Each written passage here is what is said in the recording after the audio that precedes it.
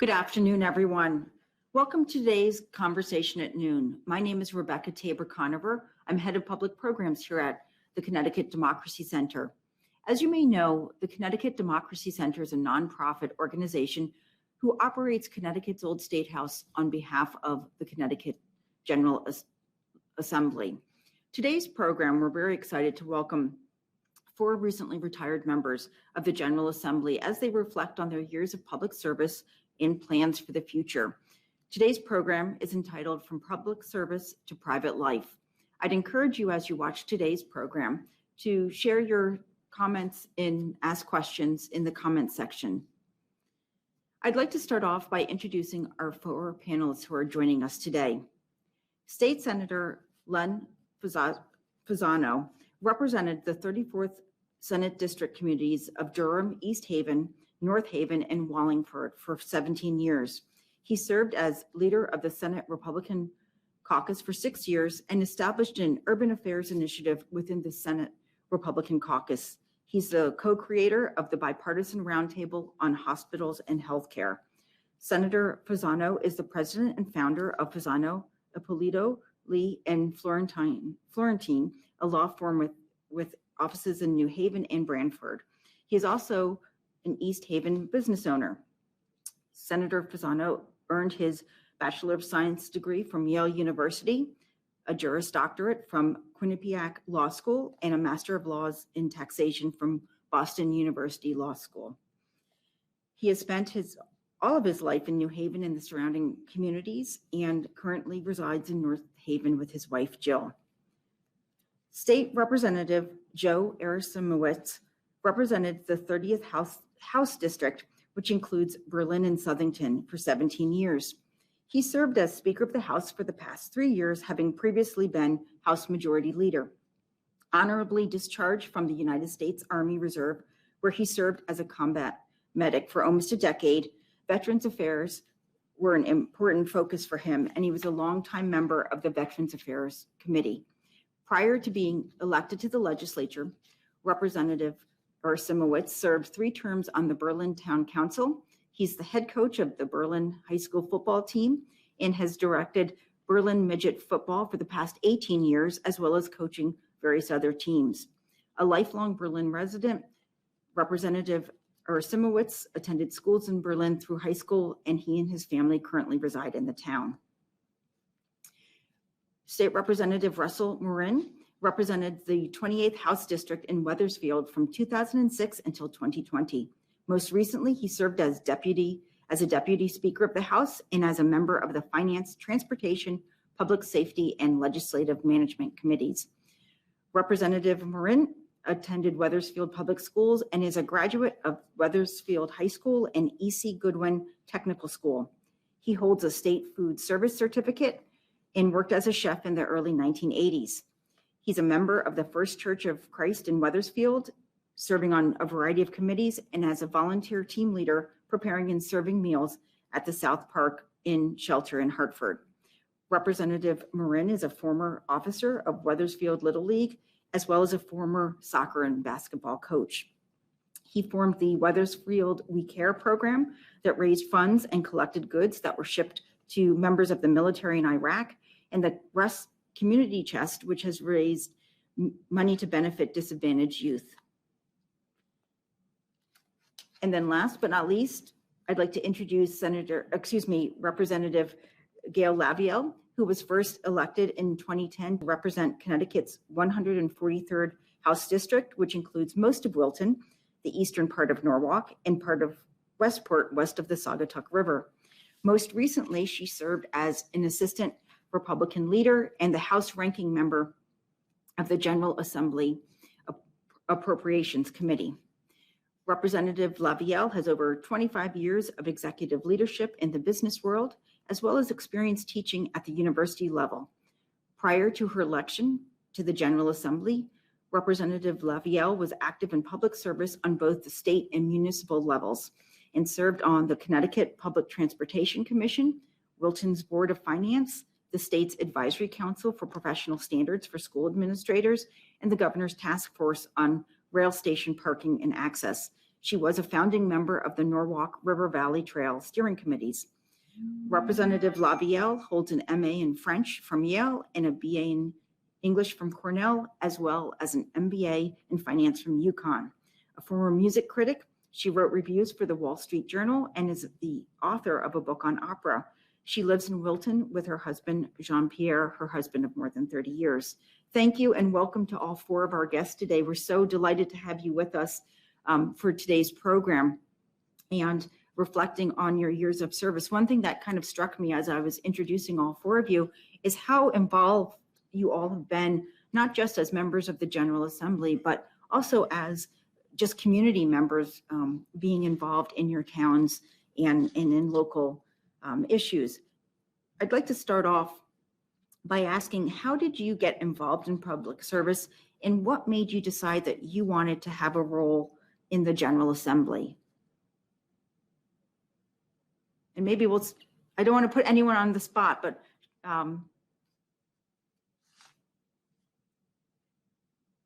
Representative Morin. Sure, I'll go. Sure, I'll go. It's a bit of a funny story. As a young man, not a young man, I was probably 5 or 6. My mom worked at the state capitol. She was secretary to a couple different speakers of the House. And so as a young guy, I got to the ability, I had the ability and the fun of just exploring the state capitol building, which was amazing in itself. And so I kind of grew up in that. She subsequently married a person that was a state rep and a state senator on the Republican side. So I had great exposure to the political process. And I think what really got me going, though, to bring me out, it was really the grassroots part. I was doing something with my kids, trying to raise funds for a playscape at their elementary school. And we were going through all kinds of hurdles and such on and so forth. So I decided at that time, I went and interviewed and ran for the Board of Education. And that's really where I got my public service going. It started with trying to raise $25,000 for a playscape for kids. So, I think I've kind of seen an awful lot, but the local aspect and the local willingness to get involved is what got me going and brought me to where I had the pleasure of serving for so many years.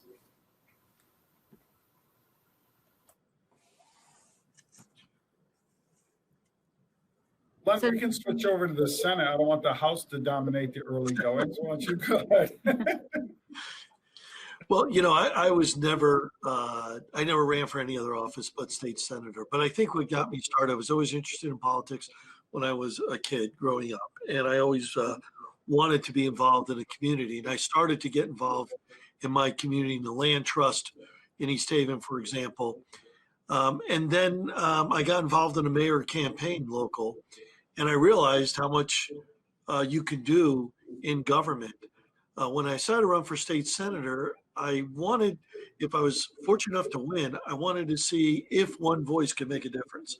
In other words, if it was already predetermined how things would go and you just sort of going with the crowd. And once I was elected, I realized that one voice does matter and you can effectuate change by having relationships and being logical and including people. And then I was hooked in politics. But so I'd say getting involved in my community is what my springboard was.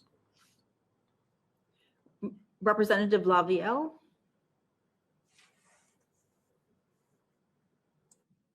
Oh, if you can unmute, please. I'm so sorry. It was the shock of being called Representative Lavielle because I haven't been that now for at least 2 weeks. The community involvement thing for me was very new because first off, I'm not from Connecticut, I'm from Texas. Second, my entire career, a little fragment of it was in New York after I left graduate school. And then the rest of it was in France. So I had this entire career in France and we were transferred back here. And anyway, when I didn't work anymore, my husband and I figured that it would be nice if we could live somewhere where we could really be part of the community because we hadn't experienced that living in big cities. And so we moved to Wilton And I was still working at that time and traveling a lot. And I discovered that you couldn't do much at night unless you were elected to something. So I joined my party town committee to make friends, quite honestly, just to make friends. And I did. And things began to sort of escalate. There were some elections that turned things one way instead of another. And it became interesting. I had never been interested in politics at all. I mean, zero. Literature, music. I worked on Wall Street. I mean, things that had nothing to do with it. And through one thing and another, it began to be something that I thought kind of played to my skills. And I also thought that I would enjoy it. And without a huge, big political commitment, I decided to do it. And no one in town knew who I was. And I thought, well, I'll have to fix that. So I did. I ran for local office. I ran for Board of Finance and won that. And then the next year I ran for state rep and stayed for 10 years. Great. I think my story is similar to many of the others on the call, with a unique twist. I was born and raised in the town of Berlin, loved the town, very active in Little League, football, other community organizations. And I also held down a full-time job, and I, like many other people in the state of Connecticut, I had a part-time job also. I bartended at night at a local bar restaurant. And there was an evening that individuals from one of the town committees, the Democratic Town Committee, were in there, and they were talking about where the town should go, what direction the town should move. And I chuckled a little bit, and I said, boy, you guys are really out of touch. You need to spend more time talking with people that are in the community all the time, because that's not what we need. This is what we need. And they said, well, you sound like you know what you're talking about. Would you like to run for office? And I laughed and I said, you guys would never let me run for office. And I went back to work. A couple of days later, one of the gentlemen that was at the bar that night called up and said, hey, we have a seat on the town council. If you really care about the community as much as you say you do, that you're willing to put your ideas out there and work with other people, we'd like to have you run. So I ran for the Berlin Town Council. I think I was the second highest vote getter coming right out of right into politics. And that was more because of my parents. They were very active in the voluntary ambulance and fire department. My mother owned a local business. So I think I benefited from their name. Got active. 5 years later, was approached and asked if I would run for state rep. I thought about it for a while, and then I went on to state rep. And then my colleagues in the House elected me as their speaker 4 years ago. So I never thought I'd end up in politics, never thought about it when I was young, but really cared about my community. And somebody asked me.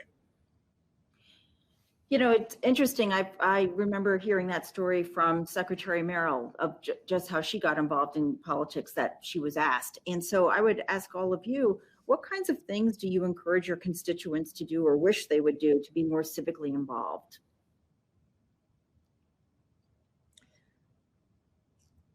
Okay, I'll go. I think it's exactly what all of us spoke about in some manner. Me personally, I saw something that I wasn't crazy about, and I decided to get involved. But I always have encouraged people that talk to me to get involved in a board or a commission, or get involved in their school PTO to really see, because it's easy to sit on the sidelines and complain about point A or point B, but when you start getting involved and you are part of a discussion, it gives you great insight into how decisions are made to get you to that point A or point B, but also makes you understand that, not everything might be as simple as you're portraying it. So I've really encouraged, especially when I talk to young people, that they look at serving on a board or commission and get involved, whether it's in their school, in the town, no matter what might interest them, because there's an awful lot in all our communities. There's an awful lot of opportunities for people to volunteer, to give their 2 cents, and to make a difference. So I really strongly encourage that, and I've been saying that to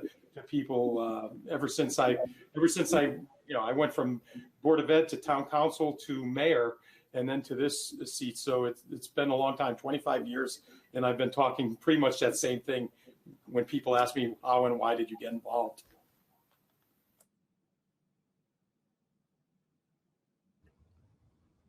I'll go.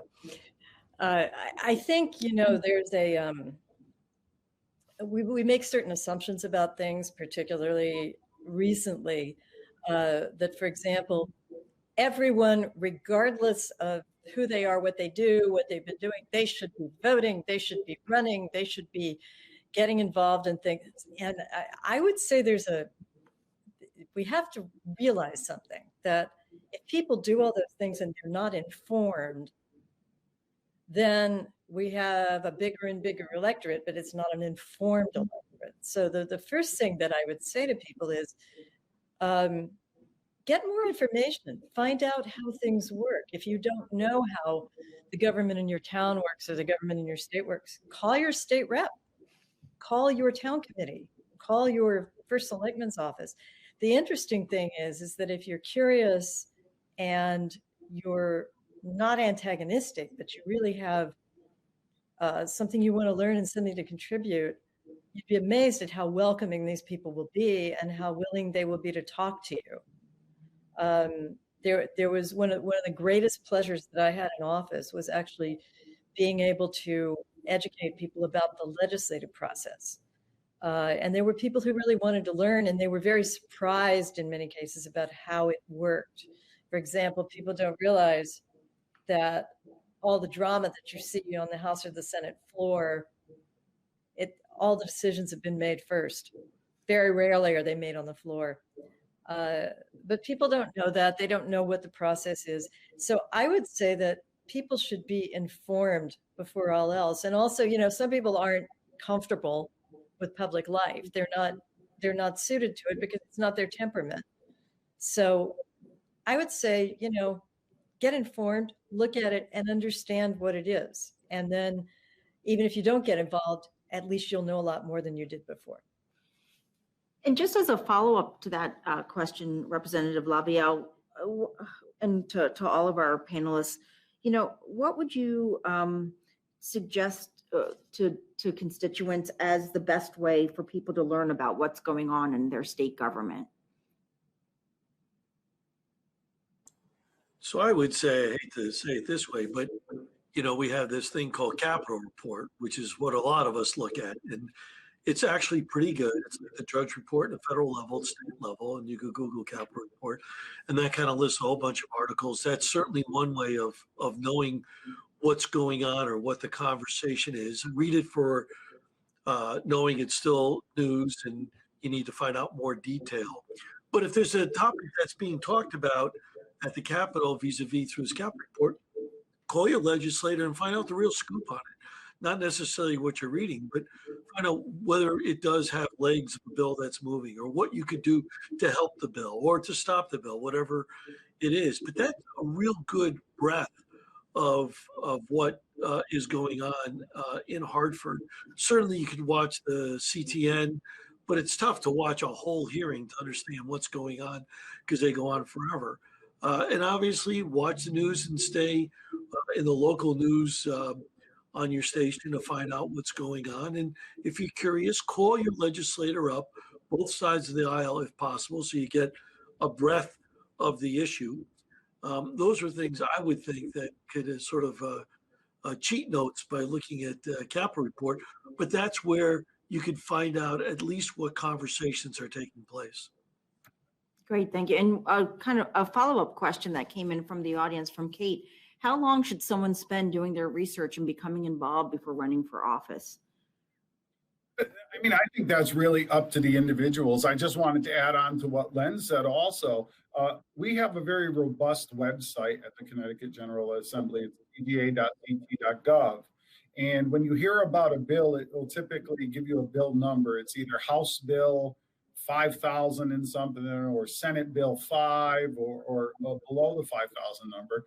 And you can actually type that number in and then click on the JF report, which is a joint favorable report. That's how we move bills out of committee.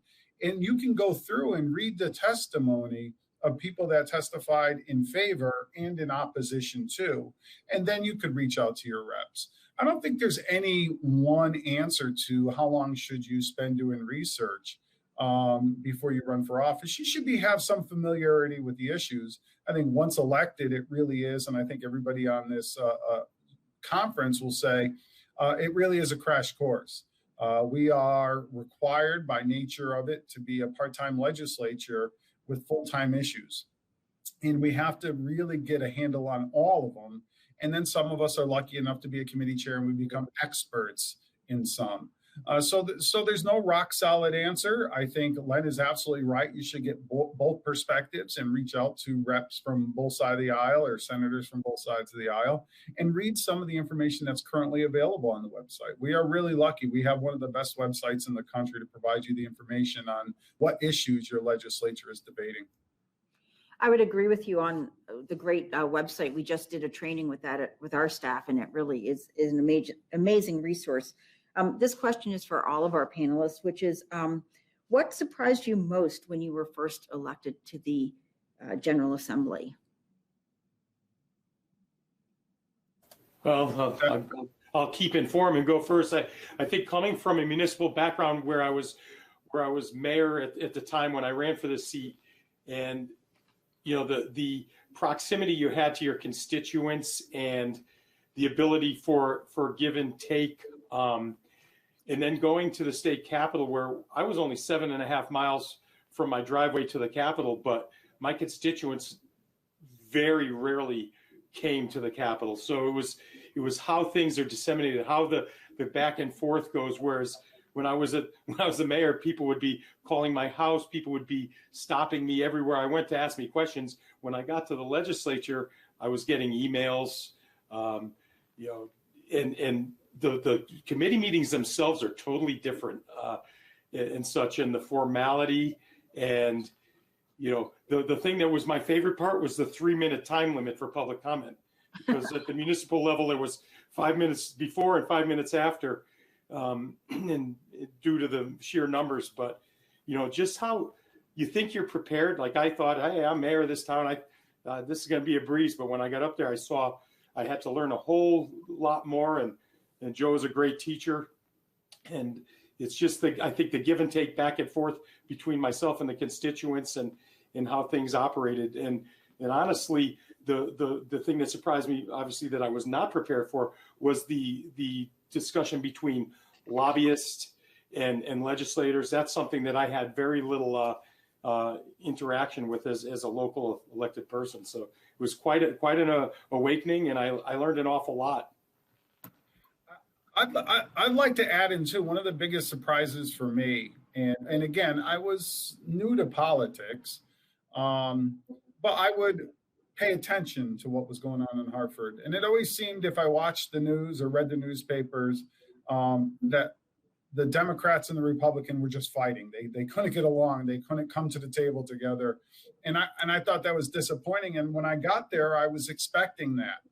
But one of my very first meetings, it was a finance committee meeting. There was a great gentleman named Representative Belden, Dick Belden, one of the longest serving members of the House. He came up, sat down next to me, and he goes, "Hey, congratulations on your election. I'm here for you if you have any questions, anything you want to discuss. I've been here for X number of years. I really think this place is better when we all work together." And from that moment on, I operated under that assumption and realized very quickly that 90% of what we did, if not higher, was done in a bipartisan manner, that we all represented a large sector of society. If it was the House, it was 25,000 people. Senate, I think there were almost 100,000. And everybody up there is there for their own reasons, but none of them are militant legislators. Everybody's interested in trying to do the right thing. And we can agree probably 95% of the time. And Len and I had a great career working together. But the bipartisan nature, I think, really flew under the radar until I was there and met so many wonderful people from around the state. Great. Gail, did you want to weigh in on this? Sure, but you go ahead, Len. I'll wait. So I'll be a little less profound. First of all, I thought the building was unbelievable. I've never really been in the Capitol before, and it's just an awesome place to work with the Alabina Capitol. And I urge people to do the tours once the pandemic settles down, do the tours, because our capital is one of the most beautiful capitals in the country. So that really was something I was surprised about, not ever being involved. The other thing I probably would say is the time commitment. If you're going to do the job right as a legislator, is a significant amount of time you have to put in, and balancing the time commitment with family obligations and trying to make a living is a very difficult thing that no one teaches you. When you're running, no one tells you about. So when you get up there, all of a sudden it's thrown at you and you got to figure out this balance. So I think those are things that to me were surprises when I got up there that I probably didn't think through. And I agree with Russ and Joe on their issues that they've raised as well. Yeah, well, just a couple of things before I'll tell you what surprised me the most. To follow up on what Len said about the building, when I was first elected, my parents came up and I took them for a visit. And my mother turned to me and she said, "I never understood why you wanted to do this, but now I know why. You like the building." And the other thing with what Russ said, it's there is listen, there's no denying that there's partisanship in Hartford. There is, but people are on the whole very courteous to each other, and I think that's really true. And the hostility you see is out in the public. And I always think that that's interesting, that people expect that it radiates from state capitals and Washington and all that kind of stuff, that people are, I don't know about Washington, but they're very nice in Hartford to each other. What really surprised me, I did a lot of watching during the year that I was running. In fact, I went up there a lot, and the Senate used to laugh because they'd go, "What's she doing in here?" And I was sitting in the Senate because I didn't want to stare my opponent down in the House. I thought that was impolite. So when I would watch on television, I would notice people would get up and say dumb things, when they were talking in the House. I'll never forget a debate on the fat content of food should be shown on restaurant menus. And I remember somebody in the House Republicans standing up and saying, "Mr. Speaker, what exactly is a calorie?"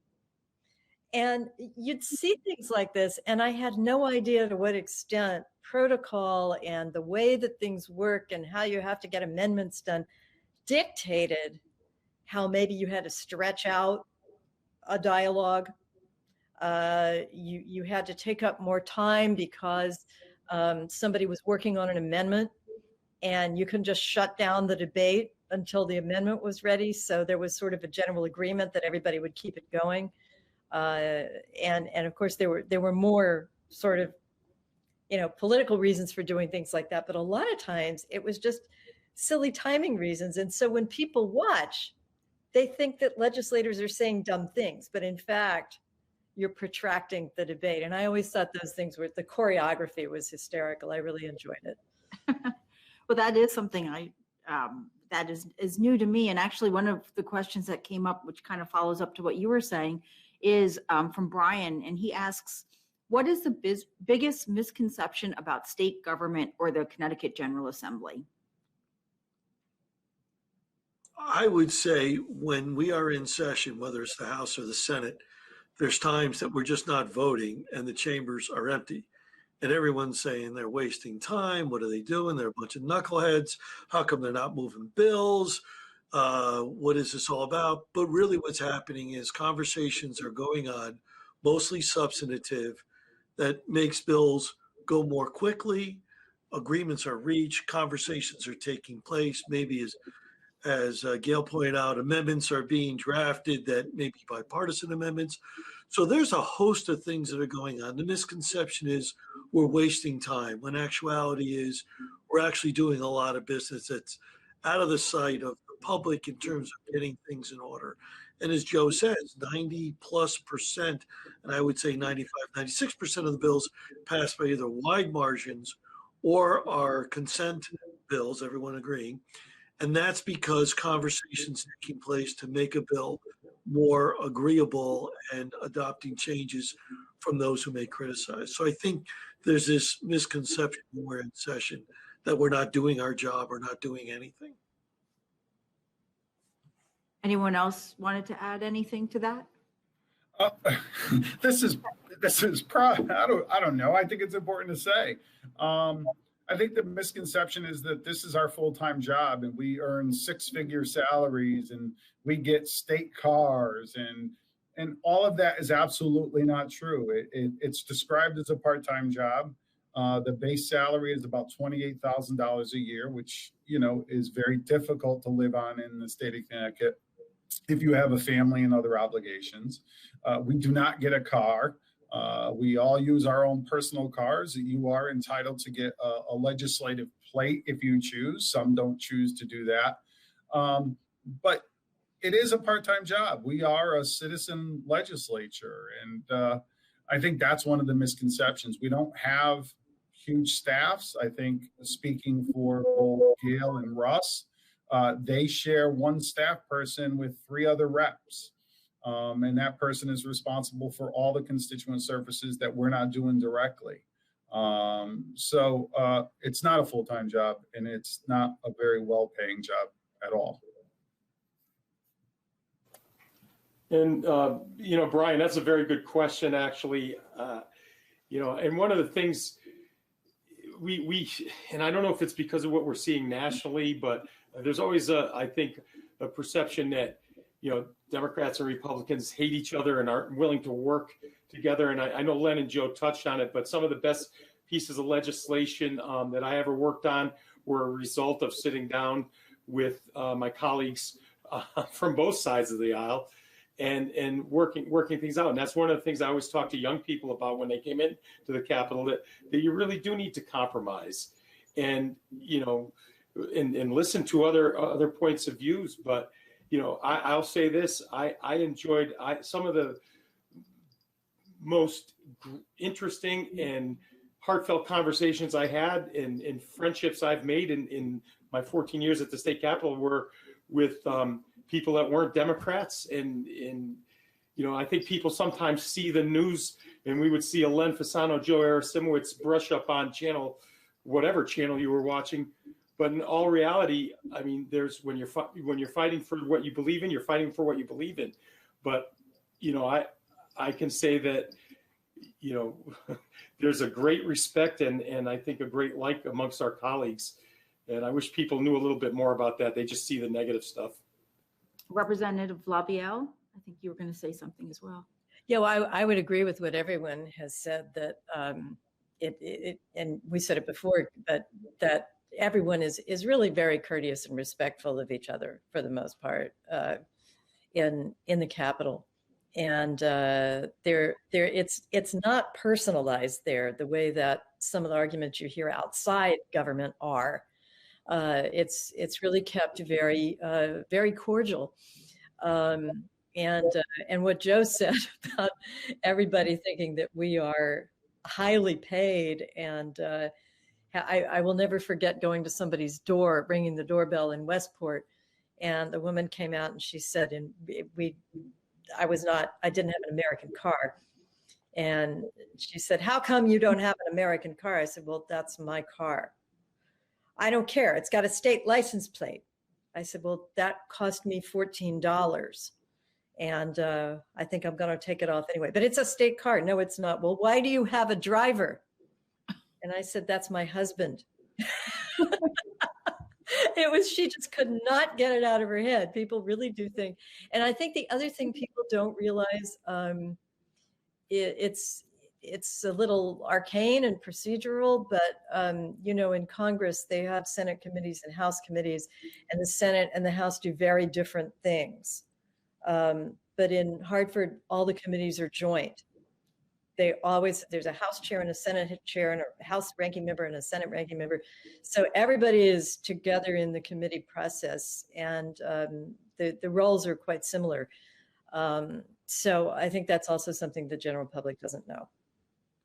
Well, you know, I've often wondered how members of the General Assembly do juggle everything, because you're working a full-time job to make a living. You're doing also your legislative work, and you might have family obligations. How did you manage to juggle all of those differing responsibilities?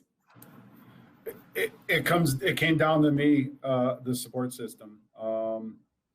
I was married for the majority of my term and not married now, and that may be some sort of correlation, but you really have to rely on the people. And I never would have been able to do what I had done, serve both my local town and the state of Connecticut without the help of my ex-wife, Crystal.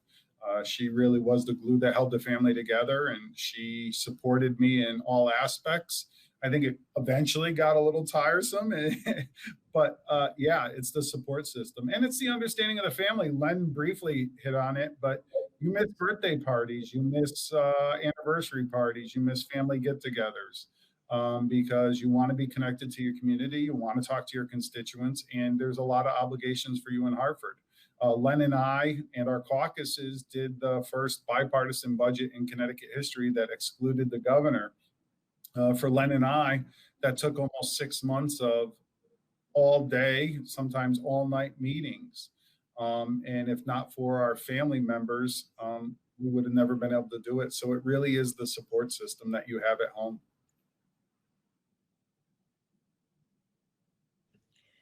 I think that there are a lot of different situations. Certainly there are people who work hard in the legislature and have full-time jobs. And that's really something. There are people who live really close to Hartford, and there are people who live an hour and a half away. There are people who live in safe seats, and they don't have to run pretty excruciating campaigns. And there are people who don't. There are people who choose to work harder in the legislature than others do. And so it varies. My feeling personally is that to do it right, I think Len said this earlier, it really is a full-time job. You have nights and weekends, they're all taken up with events. You have to be thinking constantly. It's very difficult to switch off and focus on something else, although I know people who did it. I was fortunate in that I really was able to do it full-time, but I did live far from Hartford, and I did have a purple district. So, you know, it varies, but it's, I cannot imagine having all of those conditions where it's a difficult seat to keep. It's very, it's far away. There's a lot of towns, and you have a full-time job. I really applaud those people who are able to do that. You know, I think that's an interesting point because, you know, I work full time and Grace and I have 3 kids. They're all adults now. But the balance of trying to pay attention to your job, pay attention to your legislative job, and not ignore your family is really quite a juggling act. I mean, I think one of the hardest things for me was I'd be at the LOB working on something or in a hearing, and then I'd get a call from work and I'd have to step out, and it's always switching back and forth between both of those because they both needed my attention. And I know my constituents never, you know, they wanted 100% of me all the time. That's your job. That's what you got elected for. Fully understood, but you know, on my part, recognizing that I do have to actually work, take care of my family. And one of the things that brought me to the point where I thought it was time not to run again. My wife and I, she was an amazing support through all these years. We both have aging parents that are requiring more care, and she was the one that carried that load for probably the last 6 years. And we have 4 grandchildren now, which are an awful lot of fun, but at that point, I'm saying maybe I need to spend more time with them and less time hanging out with Joe, Gail, and Len, which is tough. It's a tough decision to make as well. Don't get me wrong.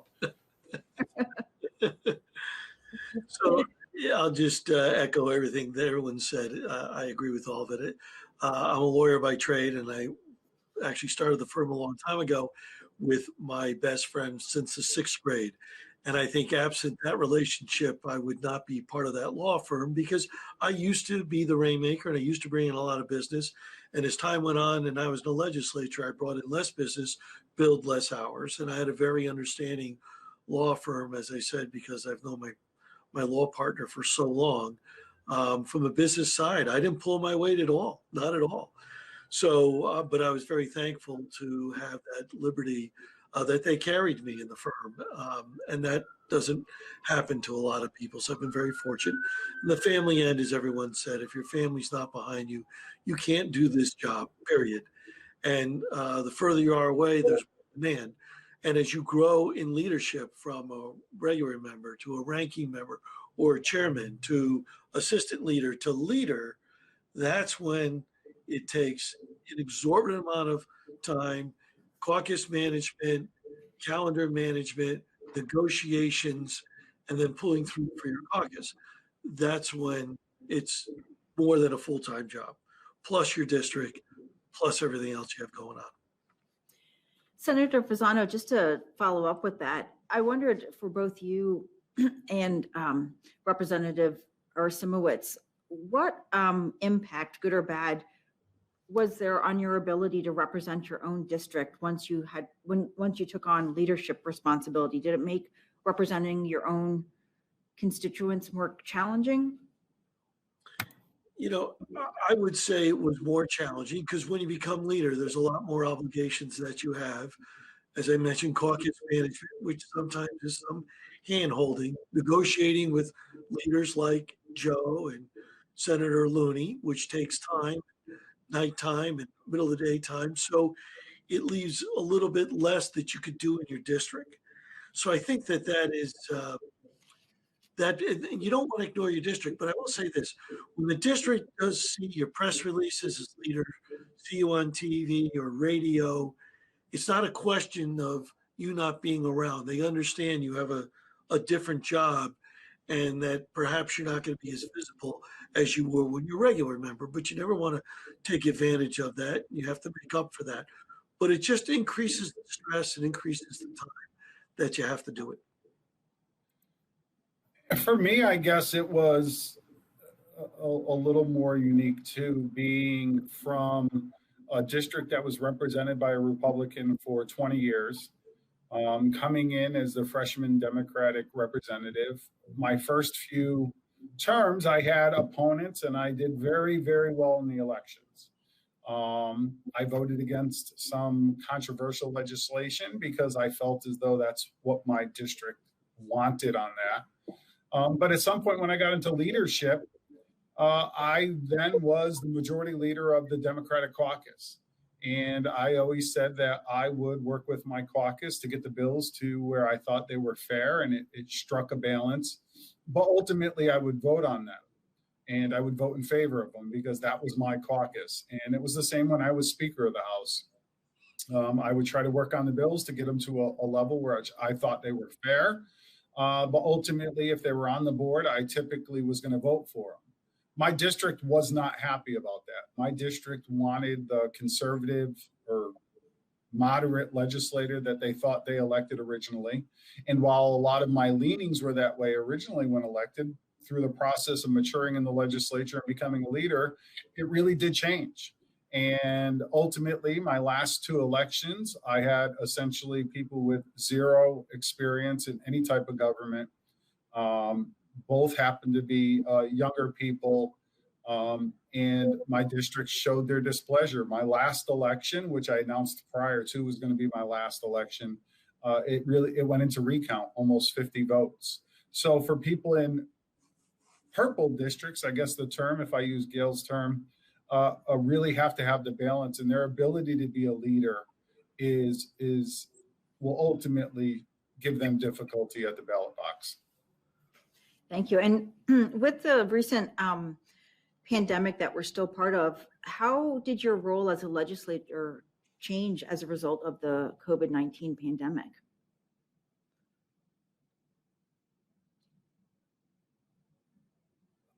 I think it really changed for the worse. I know we don't have a choice. I understand our first obligation is to ensure public safety given the pandemic, but going virtual really has harmed the legislative process. It's harmed the conversations between a Gail and myself that otherwise don't caucus together, but would see each other in the building and say, hey, what about this bill? What's your thought?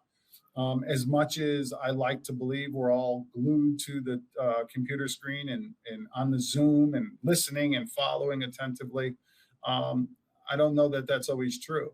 The public's ability to have those not only official conversations, which is the ability to testify at a public hearing, which they still can do, but those other conversations to where a constituent of Len's is in the hall of the Senate or outside the Senate and asks them to come out and have a conversation for a few minutes. Those have all stopped. And I think it's made it very difficult. And all of us in this business tend to be people, right? We like to be around people. We like to enjoy that engagement. We like the back and forth. And with everything being virtual and remote, it really has harmed the legislative process. It's not nearly as effective. And piggyback on what Joe said is I always believe the legislative office building where we do all our committee meetings and discuss bills is a living, breathing animal. And if you walk in there, if Gail, Russ, or Joe were to walk around, just walk around the hallways, they would have a sense of what bills had legs, what bills didn't have legs, where certain things are going, what's the environment in the building. And they don't have to talk to a soul. They just walk around the building and get a feel for the building. And an experienced legislator can get that feel. When the LOB is not in, you have no idea. It's stagnant. It's stale. You don't have the feeling of which bills are going to make it and who's talking to who and how things are progressing. So you're really legislating in the blind. And I think that's the reason, in my view, we were forced into it halfway through our session last year. But I think the legislature has to be very careful on what it does. The public is not going to be as in tuned. And as Joe mentioned, you could do these Zoom meetings, but it's not the same thing. You don't have the feel of the building or the bill, and you don't have the feel of the public. I don't care how many people testify on Zoom. You know, it's just like when you're talking to somebody, you're watching the body language, the head movements, the eyes, etc. You're talking on Zoom, maybe you see the chairman, I think. I'm not really sure. But you're not seeing the entire body, so you're not even getting a feel as you testify. And I think all that has an impact, but most of all, as a legislator, it's tough to understand that building unless you're in it, listening to it, and figuring out what's going on. And that's why I say the LOB is a living, breathing animal, and experienced legislators can determine what's going on.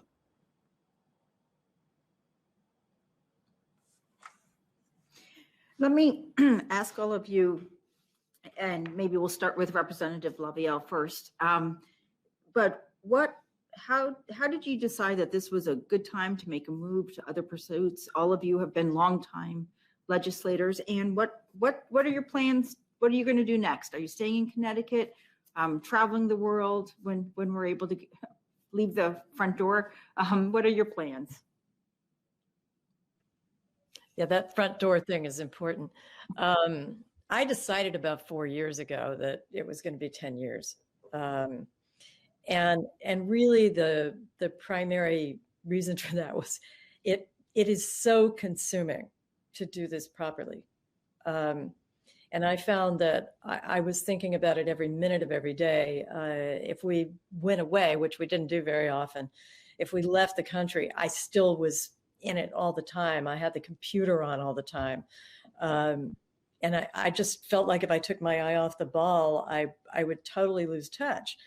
And I had too many interests in my life, too many friends all over the place. Certainly my husband was very tolerant during all this. And, you know, I was getting sick of inflicting it on him. It really took parts of me away that I hadn't been able to feed. And one of the most important ones was that the entirety of my career life, I mean, most of my adult life, was spent in an international context. I mean, I wasn't even in this country. All the work I did was abroad and cross-border and in different languages with different kinds of people. And in the couple of years that I worked in a context that was not international, I thought, this isn't interesting. I've got to get away from this. And I did. So here I was doing something entirely different than I'd ever done in my life, which I was happy about and which was interesting. But it did cause me to have to focus on a very tiny part of the world and a very tiny part of the United States. And so I figured that at the end of 10 years, I'd be about ready to recover some of those things that I like to do and that have been really interesting for me. So I'm in the middle now of, I'm looking around at things that I want to do and things I don't want to do, because things come in. People invite you to do things when you leave office. And I've found 3 or 4 so far that I've been invited to join the board of a national nonprofit, which is very interesting, to do some think tank work. I'm thinking about a book, but I'm not sure I'll do it or not. I haven't made that decision. And I'm spending a lot of time on Baroque music because I intend to learn how to play, how to do Baroque improvisation so that I can play chamber music properly with people. That's a whole other.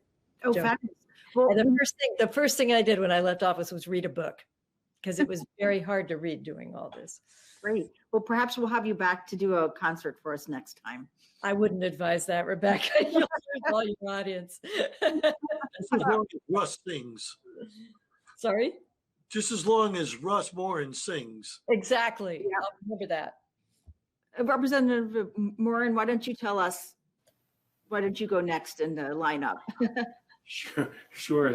I'm not nearly as interesting as Gail, so I'm not sure where this will go. But I had the privilege of serving for 14 years in the State House and 11 years prior to that at my local level. And it doesn't seem possible that it's gone as fast as it has. But 25 years, almost half of my life, I've spent holding some sort of elected office.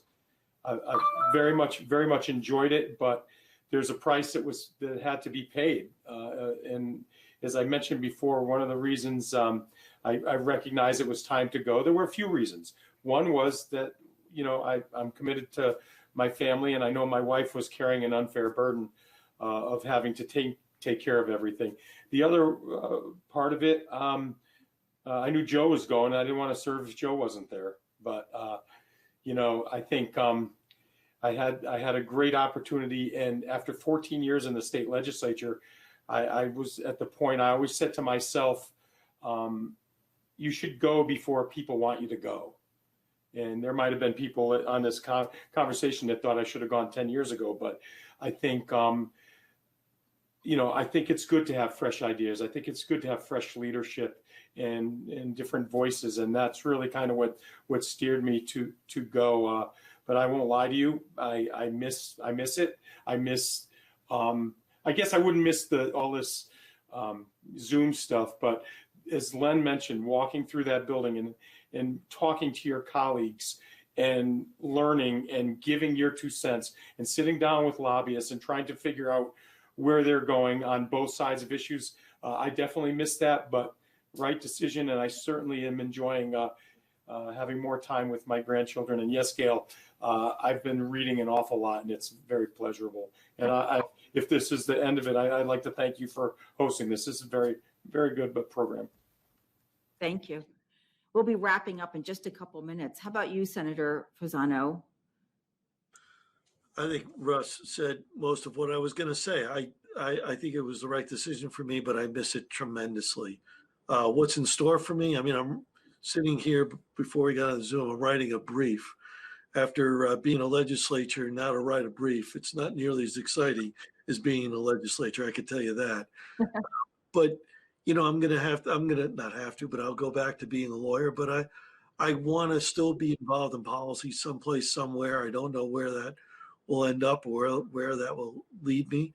But I still want to do public service to some extent. And that's where I am. So I haven't thought about anything except what I owe the firm at this point. So I'm doing some of that work, but it's not nearly as entertaining. How about Representative Aresimowicz? I think Russ hit on a little bit for me. We have the unwritten rule as Speaker of the House. Only a couple speakers have gone past 2 terms. And I think the reason really is for the growth of others. And I looked behind me and I saw now Speaker Ritter, I saw individuals like Jason Rojas, Tony Walker, and others, and I knew that institution, which I think all of us genuinely love itself, or just the idea of what the institution stands for. We love it. And I really felt as though our obligation is to make sure the next group of leaders benefited from our experience, maybe some of the things we taught them, and they're capable and ready to take over. And I saw that behind me. So I knew it was time for me to move on. I do miss it. I guess I'm the unique one on the call. I've landed a new job, and I'm going to continue on with government relations. I'm working currently with Gaffney Bennett and Associations, a government relations firm in New Britain, which is right next door to my hometown of Berlin. So I'm still going to be active in the policy side and working with the legislature after the 1 year ban. But it excited me. I learned a lot. I met a lot of really great people. I can honestly Len Fasano is one of my very good friends. Russ and I are nearly best friends. We've been together so long. So the building is part of me, and hopefully I left the building a little bit better than it was, if it was nothing more than just to start the house on time. And one question came in from one of our audience members, from Samantha. Do you have any, and actually kind of two related questions from Samantha, do you have any advice for young people interested in running for office? And Brian asks, what advice do you give kids elementary school age about getting involved either in government or their communities? I mean, I'll just touch base. Whenever the fourth graders would come in, I would talk to them about, working together. And I would also encourage them. I remember, I'm sure my colleagues remember, one of our colleagues put in a bill to ban smoking in a car that had little kids in it, and a bunch of little kids came and testified on it and started to have a discussion on that. And I brought that up to the young people to let them know that just because you're young doesn't mean you don't have ideas, and that your ideas may not be worthwhile. So I encourage them to always be willing to share their ideas and be willing to take a stand on things. And I think that's great advice for young people, to talk to them about how people get together and cooperate and things. So, some of the best discussions I've ever had, don't take this the wrong way, any of you, but have been when I'm talking to a group of young people, whether it's elementary school kids, middle school, or high school, just encouraging them to be involved in the things that they're living in at the time. And I always said to the young people that I hoped at one point one of them would be in the 28th district seat representing Wethersfield. So, just always encouraging them to be involved and not be feeling strong about their own opinions and voicing them. Great, thank you. Any other thoughts anyone wants to share? Sure. It puts me in mind of so many things recently, and I think Russ started to go there when he started talking. I would say to them to be very careful when they see things on social media, when they see things on news shows where people are screaming at each other. We seem to have gotten away from the idea that disagreement is a fine thing. And if you think somebody's wrong, that's okay. But there's a difference between thinking somebody's wrong and thinking they're a bad person.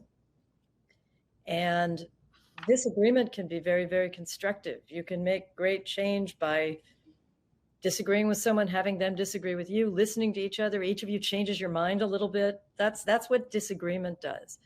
But personal animus, having disagreement immediately spawn personal animus is absolutely unworthy of educated and discerning people. Educated and discerning and decent people do not turn wrong or disagree into bad person. And I think that's one of the problems that the country has basically nationwide right now. And that's something that has got to stop. So I think that's the first thing that I would say. I got to tell you, I think Gail hit it right on the nose. Absolutely. We can have disagreements and strong beliefs on something, but that doesn't mean someone is a bad person. Just means they don't agree with you based upon the perspective that they're looking at an issue. And I've always said, if you come into that legislative building year one and you leave X number of years later, and you're the same person that you came in year one, you lost the greatest experience that that building could ever offer you, which is the values that other people hold, that they express in debate or in conversation, because their life was different. Their experiences were different. It's not that anybody's wrong. It's how they view their life through their lens. And you have to appreciate that side of the argument. And if you don't, you're a fool. And you need to understand it. And you may not come to an agreement, but you understand why somebody feels that way. And that's okay. And that doesn't make anybody a bad person. You know, Joe alluded to the 2017 budget that we passed, historic budget that's now bearing fruits for the legislature this year, and that it has significant amount in the rainy day fund that we can draw upon to get through this pandemic. We had a lot of disagreements, and it took us 9 months through October to get through those disagreements. We had discussions we never had before in the building, but I'm a better person for it. And those discussions were honest, they were true. And when you got down to it, we had a lot more in common than we did not in common. And that's why we're able to do a budget. So I think that to people listening, young people want to get involved. Forget these talking heads, understand the issue. Don't scream, don't yell. I always say I'm Italian, so I'm not yelling. It's just that I'm Italian. But you don't scream, don't yell. You try to understand and you try to come to an agreement. If you can't, you can respectfully disagree. But there'll be another issue next week, next month, that you can agree with that person. It's not an enemy. It's just that you can't agree on that one issue. Yeah, and what Gail said really was right on the money. But I want to give Len some credit, and he reached out to me a few weeks ago and said, "Look, I'm looking around. I see the news. I see what's happening in this country. I see the tone of the debate in this state. Would you be willing to go with me and offer a program to elementary, middle school, high school kids, to where you and I can go and talk about how we do work in bipartisan way, how we did the 2017 budget?" And a lot of the points Gail brought up, Russ brought up, and Len just brought up. And I think that's incumbent upon us, current leaders, elected officials, and former leaders, to get out there and talk to people, because it does have to change. This is not a sustainable path for political disagreements, to where every 4 years or every 2 years, we just pick out a new enemy and we won this time and now your party is my enemy. We're not enemies. We all need to take the D for, I say it all the time and I truly believe it with all my heart. We all need to take, once we're elected, you need to take that D for Democrat off your lapel pin and your R for Republican off your lapel pin and put the C for Connecticut on. And it's the same at the federal government. And until we get a new generation that dismisses and really does not condone that type of behavior, it won't change. So Len and Len's written the letter. I've just made some changes today. We're going to send it out to schools. And the more we can get out there and talk to kids about how you can do it in a way that respects each and individual's opinion, the better off that will be. You know, I really can't think of a better way to end today's program than your comments on bipartisanship and working together. And I think we would be very interested in learning more about the program that you gentlemen are going to be doing with schools, since our mission is civics and history here. So we'll definitely have to be in touch on that. But I think it was a great conclusion. And we've had a lot of comments saying how much people have appreciated listening to your thoughts about your service in the legislature. So I want to thank all four of our panelists today for being with us. It's been a great conversation. We could go on, but I know you all have other things to do. And so I want to thank you for being part of this conversation and for your service to our state.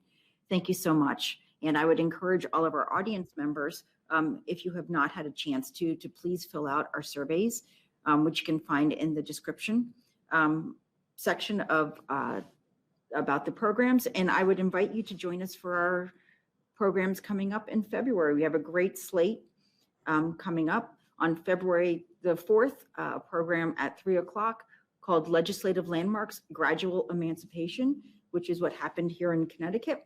And that will be with Dan Broyle.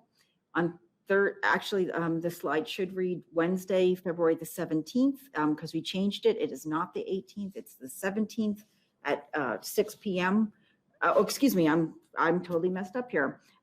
Yes, Thursday, February the 18th at 6 p.m. is an Encounters program, Origins of Hip Hop, but the next program listed, what to call a call to arms, should be February the 17th. As we change the date, it's at 7 o'clock. And then we would also invite you to come on Tuesday, February the 23rd, to a conversation at noon, Ghosts of History, the Amistad's Lasting Impact. And last but not least, the other role that I hold here at Connecticut's Old State House is I manage Connecticut History Day, and we are gearing up for the contest season. And so we would really encourage you to sign up to judge at historydayct.org. Just go to the page on judges. So I want to thank everyone for being with us today. For our 4 fabulous panelists, thank you so much for being with us. And we look forward to seeing you at our next program. Thank you for having us. Thank you very much for having us. Thanks so much. Appreciate it. Doing this. Thank you.